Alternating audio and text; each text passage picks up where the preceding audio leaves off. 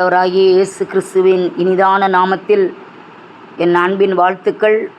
அருமையான தேவ பிள்ளைகளே, 6வது மாதத்தை காணச் செய்த தேவாதி தேவனுக்கே எல்லா துதி கன மகிமை உண்டாவதாக.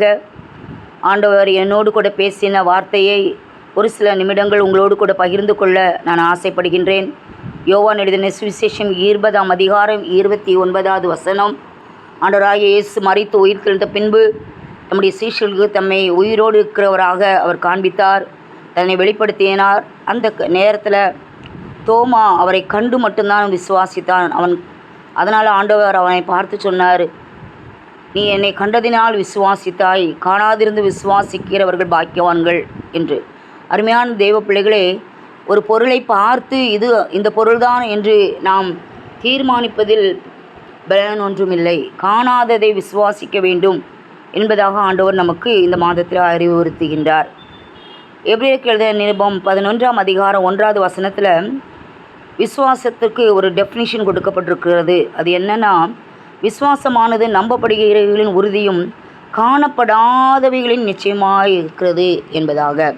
அதில் ஒரு பெரிய விசுவாச பட்டியலே நீங்கள் வாசிக்கக்கூடும், நீங்கள் வாசித்திருப்பீங்க. 8வது வசனத்தில் விசுவாசத்தினாலே ஆபிரகாம் தான் சுதந்திரமாக பெறப்போகிற இடத்திற்கு போகும்படி அழைக்கப்பட்ட போது கீழ்ப்படிந்து தான் போகும் இடம் இன்னதென்று அறியாமல் புறப்பட்டு போனான். அவனுக்கு தெரியாது. ஆண்டவர் சொன்னார் ஆதியாகமம் 12:1, நீ உன் தேசத்தையும் உன் இனத்தையும் உன் தகப்பன் வீட்டையும் விட்டுட்டு நான் காண்பிக்கும் தேசத்துக்கு புறப்பட்டு போ என்று சொன்னதாக எழுதப்பட்டிருக்கிறது. புறப்பட்டு போ, காண்பிக்கும் தேசம் இன்னும் காண்பிக்கலை.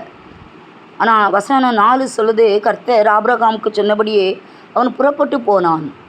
இந்த ஆபிரகாம் காணாததை விசுவாசித்தான்.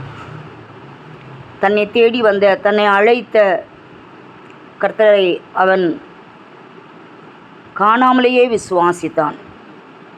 என்னை கர்த்தர் சொல்கிறாரு, நிச்சயமாக என்னை ஆசீர்வதிப்பார் என்ற ஒரு நம்பிக்கை அவனுக்குள்ளாய் இருந்ததை நம்ம பார்க்க முடியும். அதனால தான் உடனே மறுபேச்சு பேசாமலேயே அவன் புறப்பட்டு போனான் என்பதை அந்த இடத்துல வாசிக்க முடியும். அதே ஆதியாகமம் 15ஆம் அதிகாரத்துக்கு நம்ம வருவோம் என்றால், அங்கே அந்த சூழ்நிலையில் ஆபிரகாமுக்கு இஸ்மவேலும் பிறக்கவில்லை, ஈசாக்கும் பிறக்கவில்லை. எந்த குழந்தையும் இல்லாத ஒரு சூழ்நிலையில் தான் ஆண்டவர் ஆபிரகாமை வெளியே அழைத்து கொண்டு போய், நீ வானத்தை அண்ணாந்து பார். அவன் அண்ணாந்து பார்த்துருப்பான், நட்சத்திரமாக தெரியுது. ஆண்டவர் சொல்கிறாரு, இதை எண்ண கூடுமானால் அதை எண்ணு, இந்த வண்ணமாய் இப்படியாய் இந்த நட்சத்திரங்களை எண்ண முடியாதது எப்படியோ அதே மாதிரி உன்னுடைய சந்ததி இருக்கும் என்று ஆண்டவர் அவனுக்கு வாக்கு பண்ணினார். அந்த 15:6 வாசிக்கிறோம், ஆபிரகாம் கர்த்தரை விசுவாசித்தான். அது எப்பேற்பட்ட விசுவாசம்! பிள்ளையே இல்லை, வயது 75, சாராளுடைய கர்ப்பம் செத்து போய் இருக்கு. ஆனாலும் கூட ஆபிரகாம் காணாததை விசுவாசித்தான். அருமையான தேவ பிள்ளைகளே, ஆபிரகாமுடைய இந்த அனுபவம் நம்மிலே காணப்படுகிறதா? ஒவ்வொரு வாரமும் ஓய்வு நாள் தோறும் ஆண்டவரை ஆராதிக்க ஆலயங்களுக்கு போகிறோம், எத்தனையோ சுவிசேஷ கூட்டங்களுக்கு போகிறோம், எத்தனையோ அற்புதங்களை செய்கிற கூட்டங்களுக்கெல்லாம் போகிறோம். இந்த அனுபவம் ஆபிரகாமை போல காணாததை விசுவாசிக்கக்கூடிய இந்த அனுபவம் நமக்கு இருக்கிறதா? இல்லை என்றால் இந்த நாளில் ஆண்டவர்கிட்ட சொல்லணும், ஆண்டவரே ஆபிரகாமை போல நீர் எதை சொன்னாலும் நான் மறுபேச்சு பேசாமல் அந்த காணாத அந்த ஆசீர்வாதத்தை நான் கண்டுகொள்வேன் என்ற விசுவாசத்தோடு நான் இருக்கிறேன் என்று சொல்லி அறிக்கை செய்வோம். அதே ஆதியாகமம் 22ஆம் அதிகாரத்துக்கு நம்ம வருவோம்னா, அங்கே ஆண்டவர் அவனை சோதித்தார் என்று முதல் வசனம் சொல்லுது.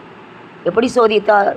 வாக்குத்தத்தத்தின் பிள்ளையாகிய ஈசாக்கு பிறந்திருக்கிறான், அவனை மோரியா தேசத்து மலைகளில் ஒன்றிலே எனக்கு தகனமாக பலியிடு என்பதாக.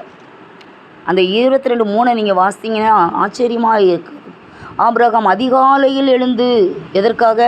தன்னுடைய பிள்ளைய கர்த்தர் கேட்டிருக்காரு, பலி செலுத்துவதற்காக. ஆனால் அதே ஆண்டவர் அன்றைக்கு வெளியே அழைச்சிட்டு வந்து வானத்தை பார்த்து, உன் சந்ததி இவ்வளோனமாக இருக்குன்னு சொன்னார். எனக்கு ஒரே ஒரு பிள்ளை தான், வாக்குத்தத்தத்தின் பிள்ளை, அதை எனக்கு பலியிடுன்னு சொல்கிறார். அவன் ஏன் எதுக்குன்னே கேட்கலை, அவன் ஒரு பேச்சும் பேசலை, அவர் எதிர்த்து பேசலை, கீழ்ப்படியாமல் இருக்கலை. அவன் கீழ்ப்படிந்தான். உடனடியாக பிள்ளையை கூட்டிகிட்டு கட்டைகளெல்லாம் பிளந்துட்டு அந்த பிள்ளையினுடைய தலையிலே அதை வைத்து சுமந்து கொண்டு போகும்படியாய் அவன் அழைத்து கொண்டு போகிறான். எவ்வளோ ஒரு ஆழ்ந்த விசுவாசம்! ஒரு ஆழ்ந்த விசுவாசம். அதை கர்த்தர் அவனுக்கு மேன்மையாக கொடுத்தார். பிள்ளைய வெட்ட கையை எடுத்தபோது, கத்தியை எடுத்தபோது தான் ஆண்டவர் சொல்கிறாரு, பிள்ளையாண்டான மேல் உன் கையை போடாத. நீ அருமையான தேவ பிள்ளைகளே, நாமும் கூட காணாததை விசுவாசிப்போம். கர்த்தர் நமக்கு கொடுத்த எத்தனையோ வாக்குத்தத்தங்கள் நிறைவேறாமல் இருக்கலாம்.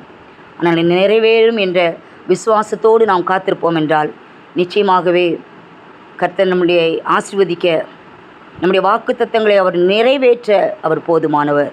அவரை எந்த காலத்திலும் விட்டு விடாதீங்க, பின்வாங்கி போயிடாதீங்க. அவருடைய கரத்தை பற்றி பிடித்து கொள்ளுங்க. கர்த்தர் நிச்சயமாகவே நம்மை ஆசீர்வதிப்பார். ஆமேன், ஆமேன்.